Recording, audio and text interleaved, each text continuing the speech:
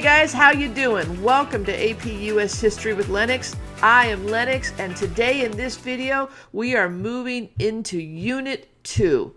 Unit 2 covers the time period of 1607 to 1754, and we're going to go right into topic 2.2, which looks at European colonization. Now, to be honest with you, this is just an extension of what we talked about during Unit 1. We're going to look at how the Spanish, the French, the Dutch, and the English all had different motivations for colonizing here in the Americas. Now, we've already talked a lot about the Spanish, but just to recap it a little bit, if you remember correctly, the Spanish are going to come in with the predominant purpose of extracting wealth from the Americas. And they're going to do this through agriculture as well as through minerals. And they're going to have to mine those minerals, and they're going to have to work those fields. And they're not going to want to do it. So they're going to implement a system of forced labor of the Native Americans called the encomienda system. Now, over time, the encomienda system was weakened due to the fact that the Native Americans were dying off from all the disease. And so the Spanish had to find a new labor force, enter the African slaves. As this was all developing, a new culture was developing in the Americas, and the Spanish within that culture created what's known as the caste system, a stratified system of society, placing those of 100% Spanish blood at the top and working your way down to the bottom of society, which would have been the Native Americans. During this time, the Spanish were also trying to convert the Native Americans, and they were doing this through what was called the mission system. Franciscan priests came over as missionaries to try to convert Native American tribes. Now, there were some successes, but there were a lot of failures. One of the major failures is going to result in the Pueblo Revolt. So all of that was happening with Spanish colonization. But what about the other European powers? Are they also starting to look at the Americas? Well, the simple answer is yes and no. I mean, the Columbian Exchange made it very clear that there was a lot of value in the Americas. But many of the European powers were still looking to the Far East or to Asia to extract more wealth. Let me talk a little bit about the French. The French aren't really going to get involved in the exploration of the Americas until about mid-1500s. They're kind of busy with a bunch of wars and stuff going on over in Europe. Honestly, it's not going to be until the early 1600s when Samuel de Champlain is going to make his voyage towards the Americas, seeking a water route that cut across the Americas to get him to Asia. Well, he didn't find it.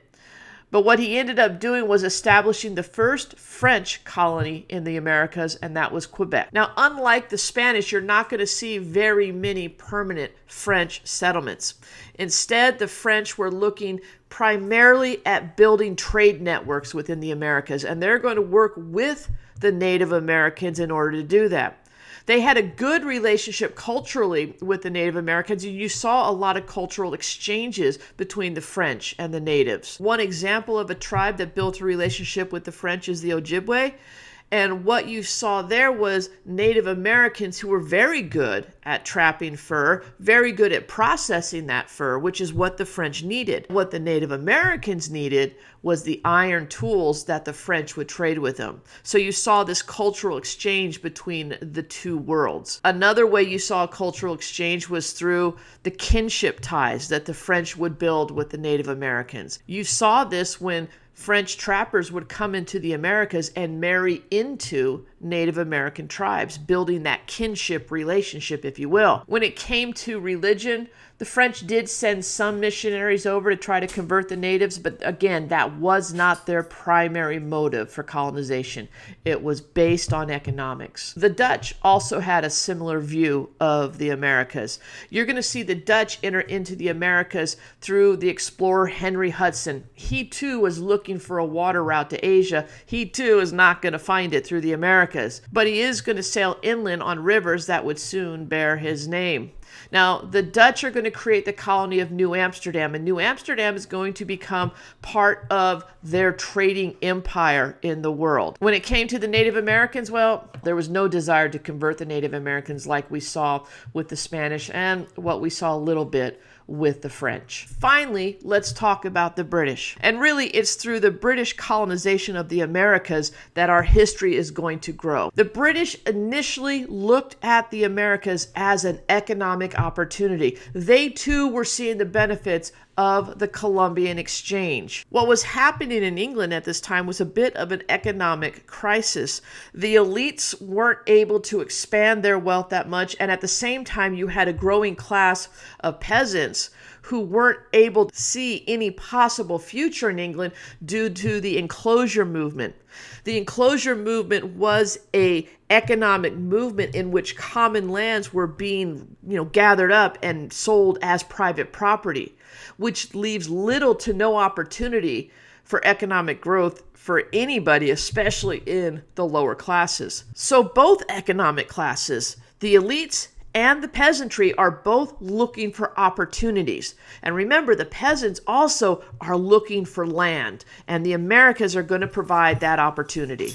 Now, economics was not the only motivation for English colonization. Religion also played a valuable role, as well as the opportunity to increase the standard of living for Englishmen. Unlike the French and the Dutch, the English are going to build their colonies with family units, so a lot of families are going to start coming to the Americas. Initially, the English had a peaceful coexistence with the Native Americans, but as their society grew, that coexistence started to disappear.